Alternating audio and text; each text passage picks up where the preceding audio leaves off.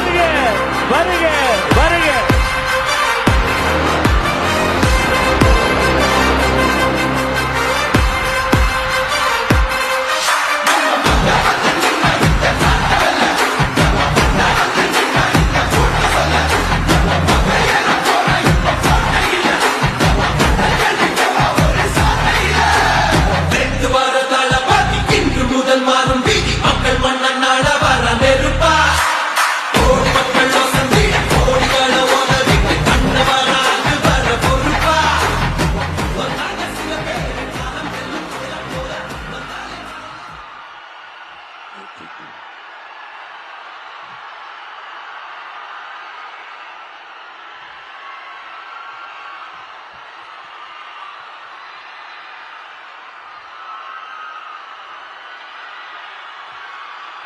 நன்றி நன்றி நன்றி.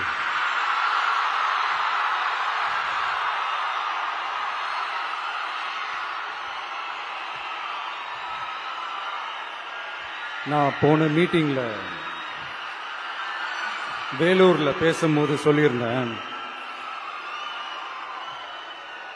தமிழ்நாடு தான் விஜய், விஜய் தான் தமிழ்நாடு அப்படின்னு நான் சொல்லியிருந்தேன். அது ஏன் அப்படி சொன்னேன் அப்படின்னா, தமிழ்நாட்டு மக்களுடைய ஒரே பிரதிநிதியா, உண்மையான ஒரு பிரதிநிதியா நாம மட்டும்தான் இருக்கிறோம் அப்படின்றதுக்காக தான் அப்படி நான் சொன்னேன். அப்புறம் அந்த தேர்தல் பத்தியும் நான் சொல்லியிருந்தேன். தமிழ்நாடு வர்சஸ் ஸ்டாலின் சார், அதாவது விஜய் வர்சஸ் ஸ்டாலின் சார், அதையும் நான் சொல்லியிருந்தேன். அப்புறம் இன்னொரு கேள்வியும் கேட்டிருந்தேன். இது தமிழ்நாடு சட்டசபைக்கான ஒரு தேர்தல், இதை ஏன் தமிழ்நாட்டுக்கும் டெல்லிக்குமான ஒரு எலெக்ஷன் சொல்றீங்க அப்படின்னு நான் கேட்டிருந்தேன். உடனே விஜய் பாஜகவுக்காக பேசுறாரு அப்படின்லாம் திருச்சி பேச ஆரம்பிச்சிட்டாங்க. அப்புறம் ரெகுலரா ஒண்ணு பண்ணுவாங்கல்ல, நம்மளுடைய சிறுபான்மை சகோதரர்களை பயமுறுத்தி பயமுறுத்தி ஒரு ஏமாத்து வேலை ஒண்ணு செய்வாங்கல்ல, அது இனிமே அவங்களால தொடர்ந்து செய்ய முடியாதுன்னு அவங்களுக்கு தெரிஞ்சு போச்சு. அதனாலதான் நான் என்ன பேசினாலும் அதை திருச்சி பேசுறது, அந்த தில்லு முள்ளு வேலைகள்லாம் அவங்க செய்ய ஆரம்பிச்சிட்டாங்க. சென்னையில டெல்லி டெல்லின்னு கூவுறதும், அடிக்கிற கொள்ளைக்கு ரைடு வந்துட்டா டெல்லிக்கு வெள்ளை கொடை பிடிக்கிறதும்,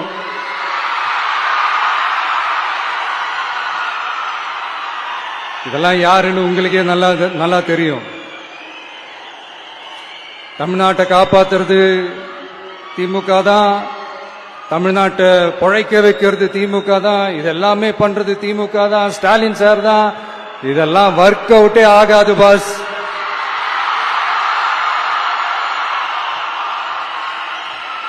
சின்ன பசங்களாம் சொல்ல ஆரம்பிச்சிட்டாங்க, ஓம் சக்தி பராசக்தி, திமுக ஒரு தீய சக்தி.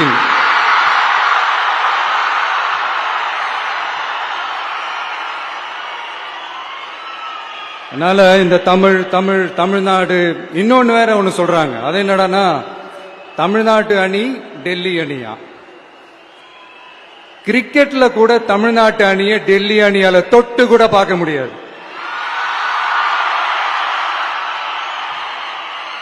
அப்படி இருக்கும்போது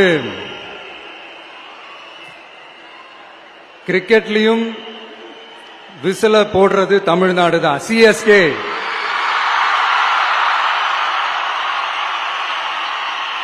வரப்போற எலெக்ஷன்லயும் விசில போட போறது நம்ம டிவிக்கே தான். தமிழ்நாடு தான் டிவிக்கே, டிவிக்கே தான் தமிழ்நாடு. இந்த அணி அந்த அணி டெல்லி அணி இதெல்லாம் அனைத்தும் உடைஞ்சி நொறுங்கும், டிவிக்கே அடிச்சு நொறுக்கும்.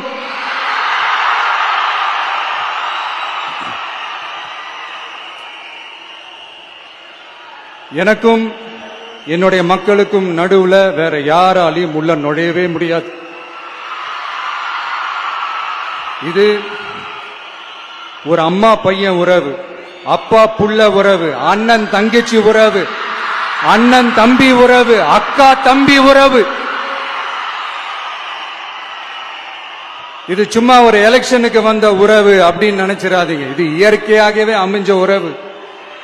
இது எவ்வளவு டீப்பான உறவுன்றது நான் உணர்ந்திருக்கிறேன். அதே மாதிரி நம்ம தமிழ்நாடு மக்களும் இதை உணர்ந்து இருக்கிறாங்க. இன்னும் சிம்பிளா சொல்லணும்னா, மத்தவங்களுக்கு வேணா இது எலெக்ஷன், ஆனா எனக்கும் என்ன நேசிக்கிற மக்களுக்கும் இட் இஸ் an emotion.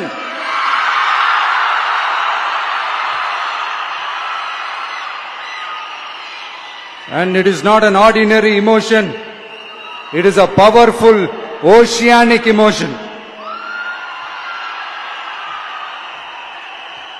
இப்படி இருக்கும்போது வீட்டுக்கு வீடு விஜய், தமிழ்நாட்டுக்காக விஜய், வெற்றி பேரணியில் தமிழ்நாடு, இதெல்லாமே 100% இந்த எலெக்ஷன்ல அது ப்ரூவ் ஆகும்.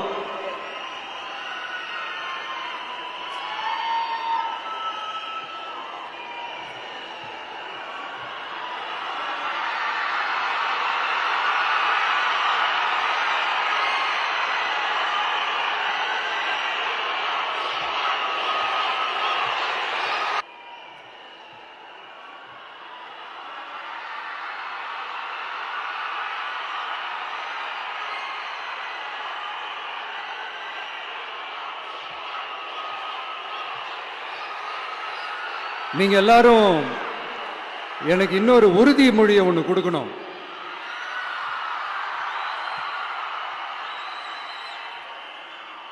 ஊழலற்ற உண்மையான சமூக நீதியை நிலைநாட்ட நம்ம ஆட்சியை அமைப்பீங்க தானே?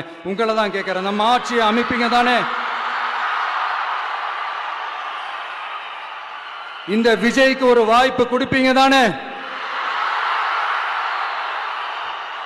உண்மையிலே கொடுப்பீங்க தானே? இந்த விஜய நம்புறீங்க தானே? ஒவ்வொரு வீட்லயும் விசில் சத்தம் கேட்கும் தானே? அந்த விசில் சத்தம் ஒவ்வொரு பூத்திலையும் புயலா ஒலிக்கும் தானே? Thank you, thank you, thank you.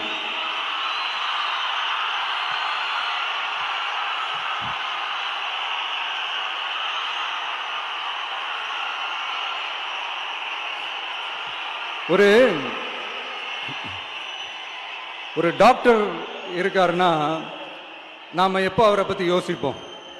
இப்போ நமக்கு ஏதாவது உடம்பு சரியில்லை அப்படின்னா அவரை யோசிப்போம், அவர் ஞாபகம் வரும். அது மாதிரி நமக்கு ஏதாவது ஒரு பிரச்சனை அப்படின்னா ஒரு வக்கீலை தேடிப்போம், அவர் ஞாபகத்துக்கு வருவார். இது மனித இயல்பு. அந்தந்த பிரச்சனை வரும்போது நம்ம அவங்கவுங்களை தேடி போவோம். ஆனால் ஆன் அ டெய்லி பேசிஸ் நம்ம சும்மா சாப்பிடும் போது கூட நம்மளை அறியாம ஒருத்தவங்களை பற்றி நினைப்போம், நம்மளை அறியாம அவங்களுக்கு நாம நன்றி சொல்லுவோம். அந்த மதிப்பிற்குரிய அந்த மனிதர்கள் வேற யாரும் இல்லை, விவசாயி, விவசாயி, விவசாயி.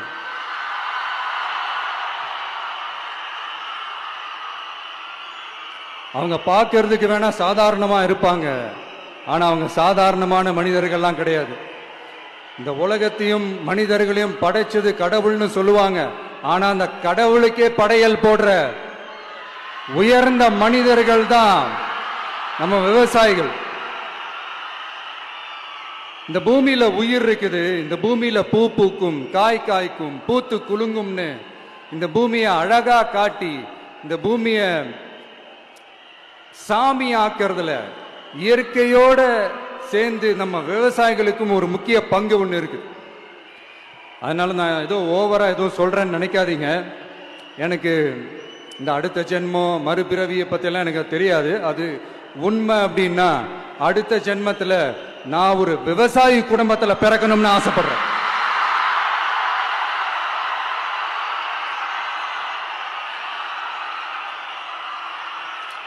எனக்கு விவசாயத்தை பத்தி டீட்டெயில்டா தெரியாதுதான், நான் ஒத்துக்கிறேன்.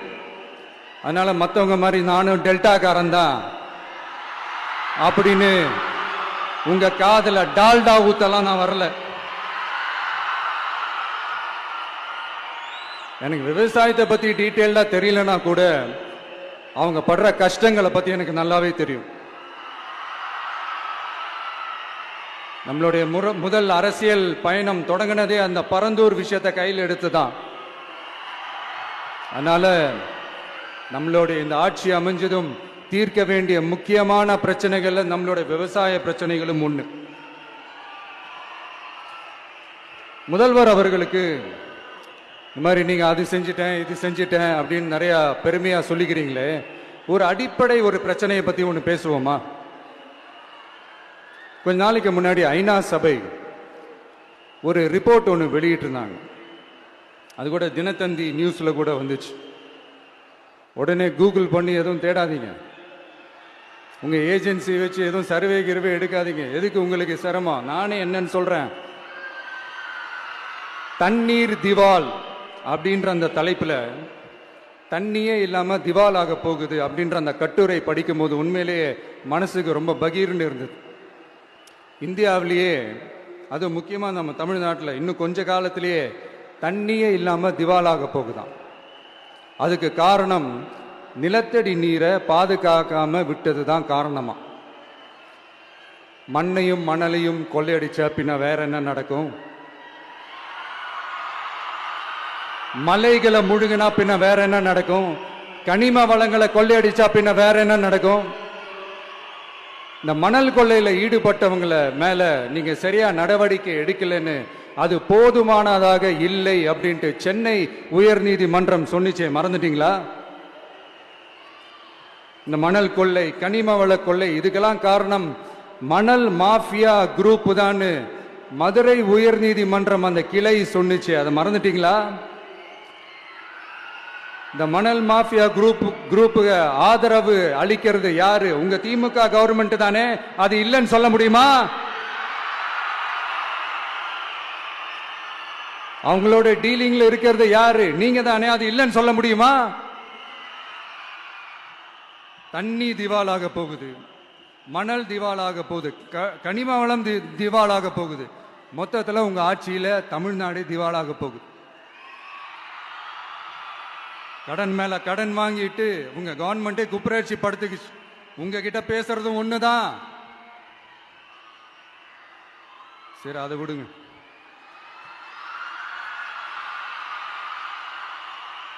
நம்ம விவசாயிகள் கஷ்டப்பட்டு விளைய வச்ச அந்த நெல் எல்லாம் மழையில நனைஞ்சி வீணா போச்சே. டெல்டாக்காரன்னு சொல்லிக்கிற நீங்க அதை எதாவது கவனிச்சிங்களா? அவங்களுடைய போராட்டம் எதுக்காவது கூட போய் நின்றுக்கிறீங்களா? கூண்டாஸ்ல மட்டும் போடுவீங்க. இதானே உங்களுடைய அந்த சாதனை. பரந்தூர் பிரச்சனை, உங்களுடைய உண்மையான நிலைப்பாடு என்ன? மேல்மா விஷயத்துல உங்களுடைய உண்மையான நிலைப்பாடு என்ன?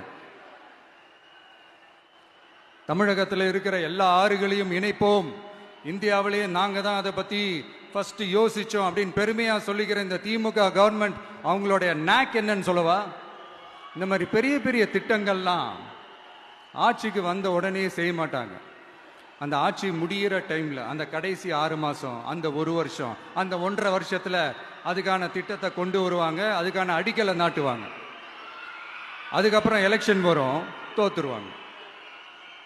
கேட்டா எங்க ஆட்சி தான் முடிஞ்சிருச்சே அப்படின்னு நாடகம் ஆடுவாங்க. இல்லை, நான் தெரியாம தான் கேட்கிறேன். மக்கள் மேல உங்களுக்கு உண்மையிலே அந்த அக்கறை இருந்துச்சுன்னா ஆட்சிக்கு வந்த உடனே இந்த மாதிரி பெரிய பெரிய திட்டங்கள்லாம் ஸ்டார்ட் பண்ண வேண்டியது தானே. அதனால் ஆட்சி முடியும் போது அடிக்கல் நாட்டுறது. ஓட்டுக்காக என்னென்னலாம் பேசுவீங்க, ஆனா மக்கள் இதெல்லாம் நம்புறதுக்கு அவங்க ஏமாளிங்க நினைச்சீங்களா? மக்களே, நம்மளுடைய ஆட்சி அமைஞ்சதும் இந்த மாதிரி பெரிய பெரிய திட்டங்கள்லாம் உடனே ஸ்டார்ட் பண்ணுவோம். அதை அந்த 5 வருஷத்துக்குள்ள அதை முடிக்கவும் ட்ரை பண்ணுவோம். ஸோ இப்படிலாம் நம்ம பேசினா காவிரி பிரச்சனையில் உன் கருத்து என்ன, முல்லை பெரியார் பிரச்சனையில் உன் கருத்து என்ன, இப்படிலாம் அதெல்லாம் பற்றி உனக்கு என்ன தெரியுமா அப்படின்னு கேட்க ஆரம்பிச்சிருவாங்க. ஐயா, உலக மகா மேதைகளே, ROV, ரிமோட்லி ஆபரேட்டட் வெஹிக்கிள், அதை வச்சு தண்ணிக்குள்ளேயே போய் அணைகளோட உறுதித்தன்மையை ஆராய்ச்சி பார்க்குற வரைக்கும் நான் எல்லாம் தெரிஞ்சுதான் வச்சிருக்கிறேன். ஒருத்தன் சைலண்டா இருக்கான், அமைதியா இருக்கான்னா உடனே அவனுக்கு எதுவுமே தெரியாதுன்னு நினைச்சிடாதீங்க. சும்மா கருத்து சொல்லிக்கிட்டு கம்பு சுத்திக்கிட்டு இருந்தா எல்லாமே நடந்துருமா? நச நச நசன் பேசி பேசி அதை கேட்டு கேட்டு மக்கள் வெறுத்து போயிட்டாங்க. உருப்படியா ஏதாவது யோசிங்கயான்னு மக்கள் நினைக்கிறத யாருக்கு தெரியுதோ தெரியலையோ, எனக்கு அது நல்லாவே தெரியுது. உரிய இடத்துக்கு போய் சம்பந்தப்பட்டவங்களோட பேசி அதுக்கான சொல்யூஷன் என்னன்னு தெரிஞ்சுக்கிட்டு அதை ப்ராப்பரா எக்ஸிக்யூட் பண்ணணும். அடுத்து நம்மளுடைய கடல் விவசாயிகளான நம்மளுடைய மீனவர்களுடைய பிரச்சனைக்கு அப்பப்ப எந்திரிச்சு கடிதம் எழுதிட்டு திரும்ப தூங்க போயிடுவார். அவ்வளவுதான், அதோட அது அப்படியே கிடக்கும். மானே தேனே பொன்மானே இப்படிலாம் கடிதம் எழுதுறதெல்லாம் வேலைக்கே ஆகாது. ஒன்றிய அரசுக்கு அந்த உண்மையான உணர்வு பூர்வமான அந்த அழுத்தத்தை கொடுக்கணும்.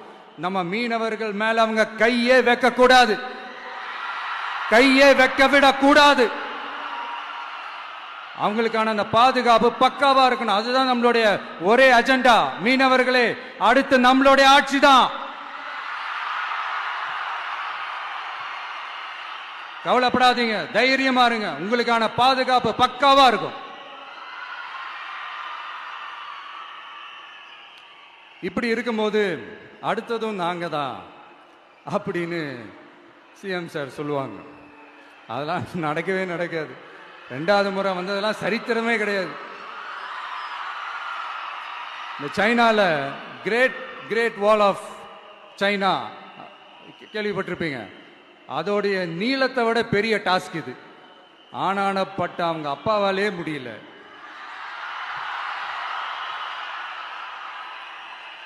நான் முன்னாடியே சொன்ன மாதிரி உரிய இடத்துக்கு போய் சம்பந்தப்பட்டவங்களோட பேசி அதுக்கான சொல்யூஷன் என்னன்னு தெரிஞ்சுக்கிட்டா அதை எக்ஸிக்யூட் பண்றது தான் ஒரு தெளிவான அரசியல். சும்மா ஆறுதல் சொல்றதெல்லாம் தெளிவான அரசியல்லாம் கிடையாது. அதெல்லாம் ஒரு ஹம்பக் அரசியல். அரசியலுக்கு வந்துட்டா கலெக்ஷன் பார்க்கலாம் அப்படின்றதெல்லாம் அரசியல் கிடையாது. உண்மையிலே மக்களுக்கான அந்த உழைப்பு இருக்கணும். அதனால தான் நாம் அரசியலுக்கு வந்திருக்கிறோம். இது எதிரிங்களுக்கு நல்லாவே தெரியும். அதனால தான் நம்மளை சுத்தி அத்தனை சதிகள். அதுல முக்கியமான சதி என்ன தெரியுமா? இத பாரு, ஒன்னு நீ இல்லனா நான் இல்லனா நீ இல்லனா நான். நமக்குள்ள வேற எவனும் நடுவுல வந்துடக்கூடாது. நாம 2 பேரால மட்டும்தான் மக்களை ஈஸியா ஏமாத்த முடியும்.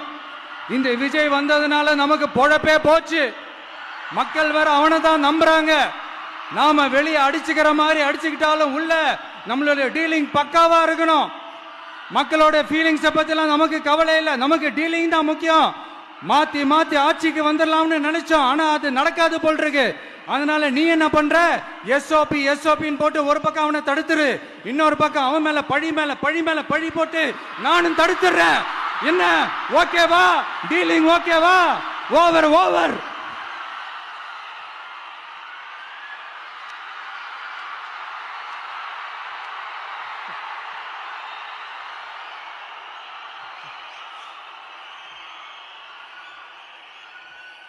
இல்லைங்க, உண்மையிலேயே சிரிக்கிறதா என்ன பண்றதுன்னு எனக்கு தெரியல.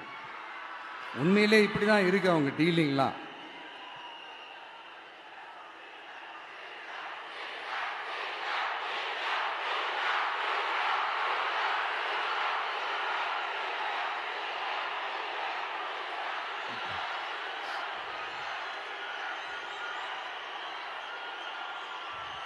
இப்படி பழி மேல பழி போட்டு கரூர்ல ஆரம்பிச்சு நம்ம ஜனநாயகன் படம் ரிலீஸ் வரைக்கும். ஆனா அந்த ரிலீஸ் பிரச்சனையில நிறைய பேர் குரல் கொடுத்தாங்க. முக்கியமா நம்மளுடைய முதல்வர் அவர்கள் கூட பூசி மொழிகி பட்டும் படாம குரல் கொடுத்தாங்க. But what ever it is, குரல் கொடுத்த அவங்களுக்கும் மற்றவங்க எல்லாருக்கும் இந்த நேரத்தில் என்னுடைய நன்றியை தெரிவிச்சுக்கிறேன். இப்படி நாம வெளிப்படையா பேசுறதுனால சிஎம் சாரோட மனநிலை இப்ப எப்படி இருக்கும் தெரியுமா? ஏற்கனவே கட்சிக்காரங்க தொல்லை தாங்க முடியல, தூங்க விட மாட்டாங்க. இந்த விஜயம் வந்து தூங்க விட மாட்டான். நம்ம பாட்டுக்கு ஹைவேல சைக்கிள்ல சோலாவா போலான்னு நினைச்சோம். இவன் நாடானா மக்கள் சக்தியோட வந்துட்டு இருக்கான். இவன் தான் கேள்வி கேட்கிறான்னு பார்த்தா மக்களையும் கேள்வி கேட்க வைக்கிறான். 1000 ரூபாய் கொடுத்துட்டு இருந்தோம், 5000 ரூபாய் கொடுத்து ஏமாத்தலான்னு பார்த்தா அதையும் கேள்வி கேட்க வைக்கிறான். விசில் சத்தம் வேற விண்ண முட்டுது. கூட்டணி கட்சிகள் தொல்லை வேற தாங்க முடியல. இவன் பண்ற பிரச்சாரத்தையாத்த முடக்கலான்னு பார்த்தா அப்பவும் மக்கள் அவன் பின்னாடி தான் நிக்கிறாங்க. என்ன பண்றது ஏது பண்றதுன்னு தெரியாத ஒரு மனநிலையில இருப்பாரு. ஆனா சார், நீங்க இந்த விஜயம் முடக்கலாம், ஆனா ஒவ்வொரு வீட்டில் இருக்கிற ஒவ்வொரு விஜயையும்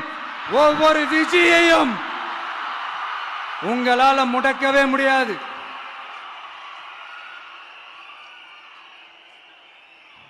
அவங்களாம் ஆல்ரெடி பிரச்சாரத்தை ஸ்டார்ட் பண்ணிட்டாங்க சார். வீட்லயே குடும்பமா இறங்குவாங்க பாருங்க பிரச்சாரத்துக்கு. அப்ப உங்களால மட்டும் இல்ல, எந்த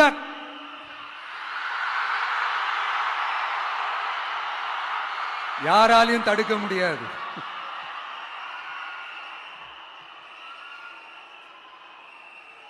நம்ம டவுன் சவுத்துல ஒரு ஊர்ல உங்க அப்பாவுக்கு வெங்கல சிலை வைக்கணும்னு ட்ரை பண்ணீங்கல்ல, அதுக்கு சுப்ரீம் கோர்ட் என்ன சொன்னாங்க? மக்களோட பணத்துல யாருக்கு புகழ் பாட பாக்குறீங்க அப்படின்னு கேட்டாங்கல்ல. அதுக்கு என்ன அர்த்தம் தெரியுமா? ஊராம் வீட்டு நெய்யில உங்க வீட்டுக்கு ஸ்வீட் செய்யாதீங்க. எப்படி? ஊராம் வீட்டு நெய்யில உங்க வீட்டுக்கு ஸ்வீட் செய்யாதீங்கன்னு அர்த்தம். மக்களோட ஒரு அடிப்படை வாழ்வாதாரத்துக்கு ஏதாவது பிரச்சனைக்குன்னு கேட்டா நிதி சுமைன்னு சொல்றீங்க. செலை வைக்கிறதுக்கு மட்டும் எங்கிருந்து சார் காசு வருது?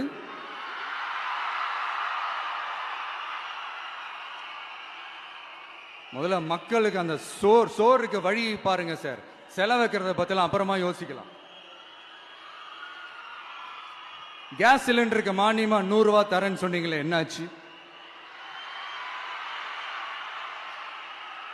கரும்புக்கு ஆதார விலையா 4000 ரூபாய் தரேன்னு சொன்னீங்களே, என்னாச்சு? ரொம்ப நாள் கல்யாணமே ஆகாம இருக்கிற பெண்களுக்கு அவங்களுடைய கல்வி தகுதிக்கு ஏற்ப அரசு வேலை கொடுப்போம்னு சொன்னீங்களே, என்னாச்சு? இதெல்லாம் வெறும் சாம்பிள் தான். இதோட ஹைலைட் ஒண்ணு இருக்கு. மாநில அரசால முடியவே முடியாதுன்னு தெரிஞ்சுக்கிட்டோம், நாங்க வந்தா நீட்டை ஒழிப்போம். ஆகா ஆகா ஆகா ஆகா, எவ்வளவு பெரிய ஒரு மோசடி இது! கேட்டா நாங்க தான் முன்மாதிரி ஆட்சின்னு சொல்லுவாங்க. மோசடி ஆட்சி. மோசமானவங்களே முக்கியமானவங்க கேள்விப்பட்டிருக்கிறீங்களா? அந்த மாதிரி மோசடி ஆட்சியிலே முக்கியமான ஆட்சி இந்த திமுக ஆட்சி.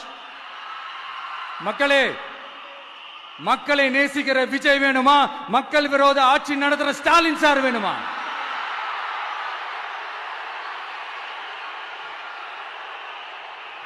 இந்த விஜய் நம்புறீங்களா, ஸ்டாலின் சார் நம்புறீங்களா?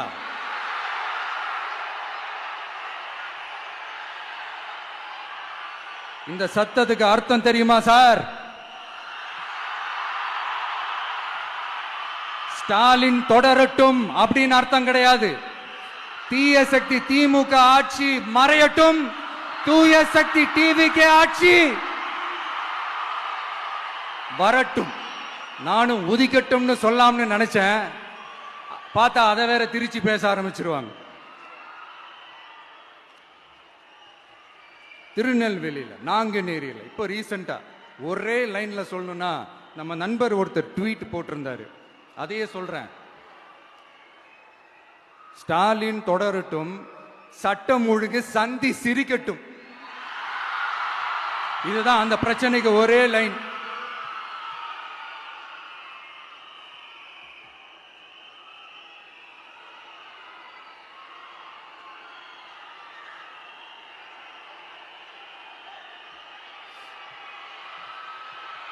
மக்களே, காஞ்சிபுரத்தில் வேலூர்ல எல்லாம் நம்மளோட விஷனை பத்தி சொன்னோம் இல்லையா?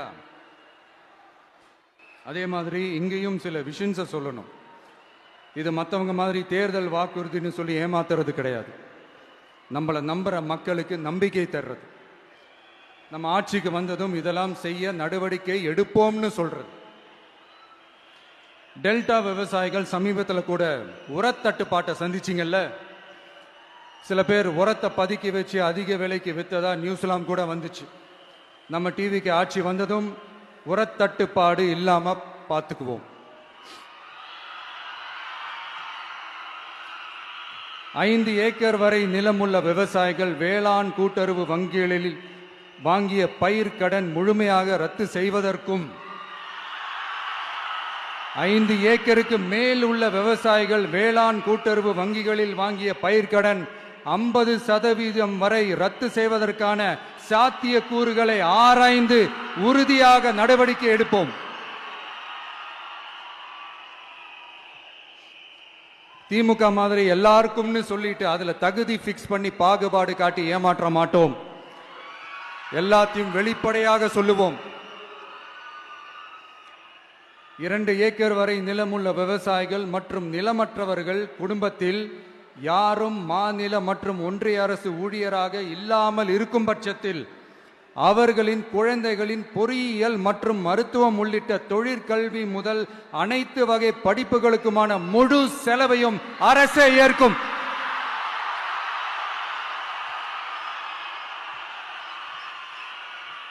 விவசாயிகளின் விருப்பத்திற்கு எதிராக எந்த திட்டமாக இருந்தாலும், ஒன்றிய அரசின் நெருக்கடியே இருந்தாலும் அந்த திட்டத்தை உங்களுடைய டிவிகே ஆட்சி முழுமையாக நிராகரிக்கும்.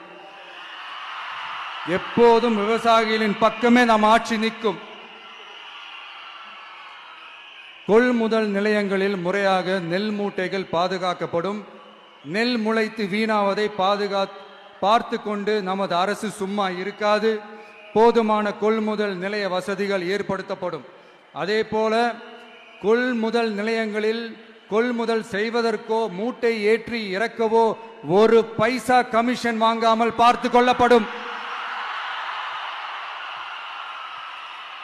அப்படி கமிஷன் வாங்குவது யாராக இருந்தாலும் கடும் நடவடிக்கை எடுக்கப்படும்.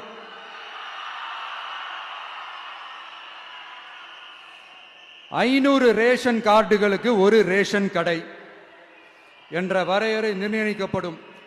கிராமங்களிலும் எடையாளர் நியமிக்கப்படுவார். பெண் விற்பனையாளருக்கு பெண் எடையாளர், ஆண் விற்பனையாளருக்கு ஆண் எடையாளர் என்பது பின்பற்றப்படும்.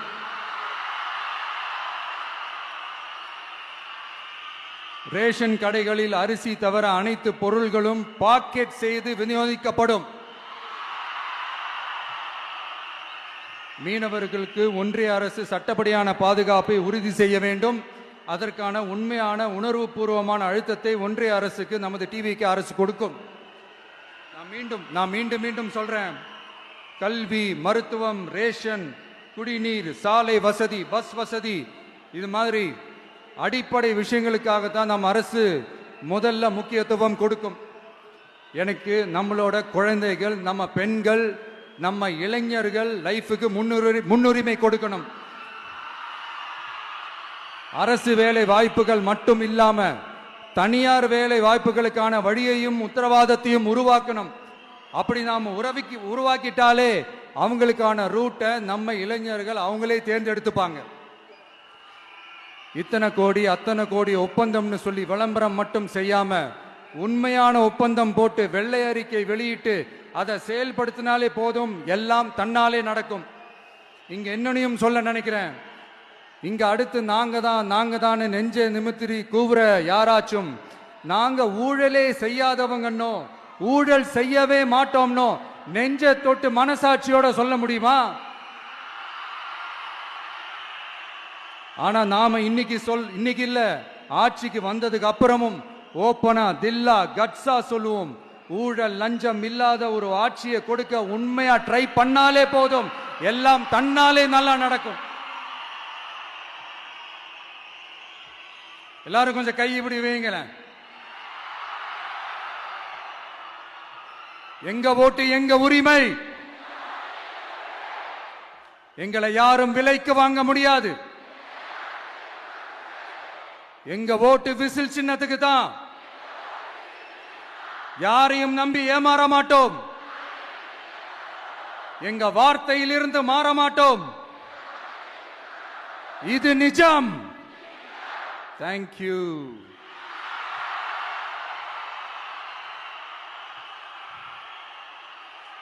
என் நெஞ்சில் குடியிருக்கும் தஞ்சை மக்களே,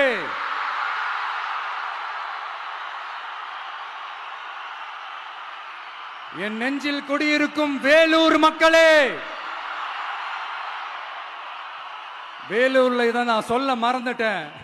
சாரி, உங்களுக்காக இங்க நான் சொல்றேன். உங்களோட நான் இருக்கேன், நம்மளோட நம்ம மக்கள் இருக்கிறாங்க. இதுக்கு மேல என்ன வேணும்? கான்பிடென்டா இருங்க. நல்லதே நடக்கும். வெற்றி நிச்சயம். மீண்டும் சந்திக்கும் வரை நன்றி, வணக்கம்.